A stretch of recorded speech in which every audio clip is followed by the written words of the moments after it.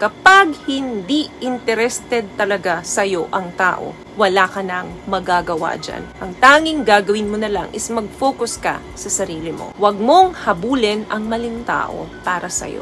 Maitim ba skin? Underarm at singit mo? K-Skin ang bahala sa'yo. Premium ang ingredients, paraben-free and sulfate-free, and FDA-approved, kaya safe for everyone. With K-Skin, ibalik ang alindog mo. Huwag nang magpahuli. Hi guys! Welcome back to your channel. Kumusta po kayong lahat? Sana ay nasa mabuti po kayo. At sa mga hindi pa po nakakakilala sa akin, my name is Cheryl Ting. At kung bago lang po kayo sa channel na to, pwede po bang makahingi ng isang favor to please consider to subscribe dito po sa ating channel. And also, huwag na rin po sanang kalimutan i-like and i-follow ang ating Facebook page official and also ang ating TikTok account, Cheryl Ting. Maraming salamat po. And for today's video, this is just a continuation ng part 1 na ginawa natin about option. Anong gagawin mo kapag nalaman mong option ka lang niya?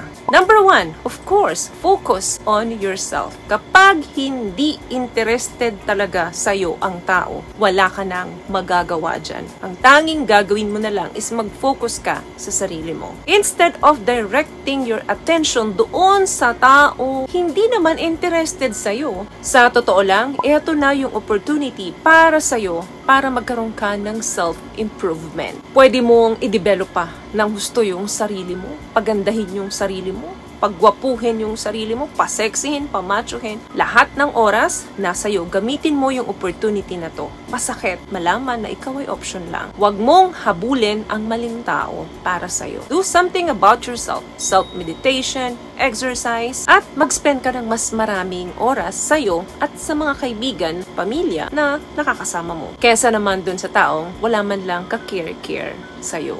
May care lang sa'yo kapag kailangan ka niya. May care lang sa'yo kapag hindi available yung mga another option niya. Alam nyo guys, napaka-importante ng meditation. Kasi dyan mo maririnig yung inner voice mo. Yung words na nasa ulo mo na hindi mo pinapansin noon pa dahil nakafocus ka sa maling tao. Number 2, eto, pag nalaman mong option ka lang, wag kang magde-demand or mag-overreact. Magnanag ka sa taong ito, sayang lang yung effort and oras mo. Alam ko na napaka-tempting kapag nalaman mong option ka lang. Pero kapag inaway mo siya, nag-demand ka sa kanya, nagnag ka sa kanya, may backfire yan. Bakit? Option ka nga lang eh. Ano naman kung nagsalita ka ng hindi maganda sa kanya?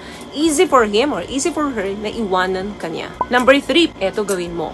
Be less available. Huwag kang palaging available sa kanya na parang kapag may oras siya, sabik ka na kunin yung ibinibigay niyang katiting na oras niya para sa'yo. Walang dahilan para maging available ka sa isang taong hindi naman seryoso sa'yo. Unless gusto mo rin ng quite casual. Kasi kapag ganon, perfect kayong dalawa. Ginagamit ka niya, ginagamit mo rin siya. Pero pag hindi naman, huwag laging available. Kapag may mga ibinabato siyang joke sa'yo, huwag kang tumawa na parang sinusupport mo siya at ina-appreciate mo siya ng gusto. Instead, pakinggan mo lang, medyo tumaas-taas ang kilay mo, then that's it. Dahil sa totoo lang, hindi siya nakakatuwa. Instead, dapat magbigay siya ng effort para maramdaman mo yung affection. Kasi baka nasanay siya sa biru-biruan na lang lagi. Kaya hindi na siya nag-e-effort na magpakitang gilas sa'yo. What I love about this product, itong No More Dark Secret ng K-Skin, bukod sa may advanced whitening na siya na kung saan pwede niyang matulungan na pumuti yung mga singit-singit mo, moisturizing, meron siyang anti-irritation, antibacterial, maintain healthy pH level. Hindi lang pambabae, meron din po tayong pang-lalaki. Another thing, wag mong ipagsisiksikan ang sarili mo sa kanya. Stop throwing yourself at him. May temptation kasi dyan eh. Ang ugali kasi natin minsan,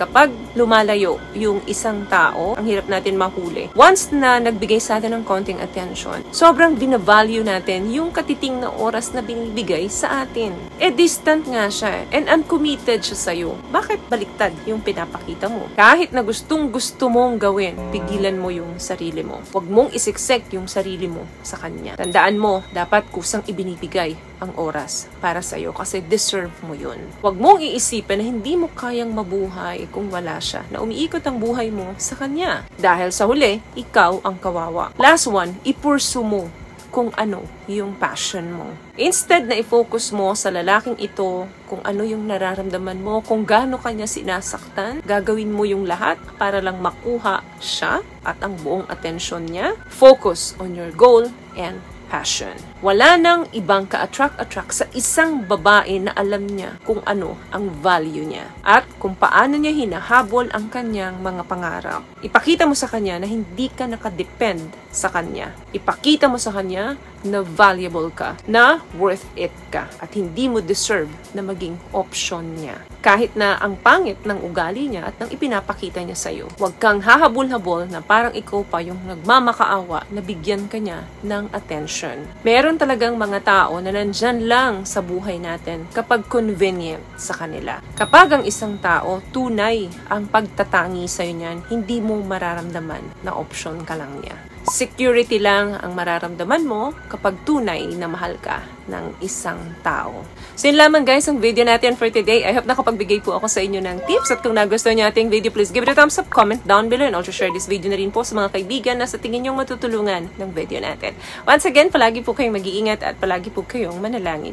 Thank you guys for watching, and see you on our next one. Always love yourself and be a blessing. Bye!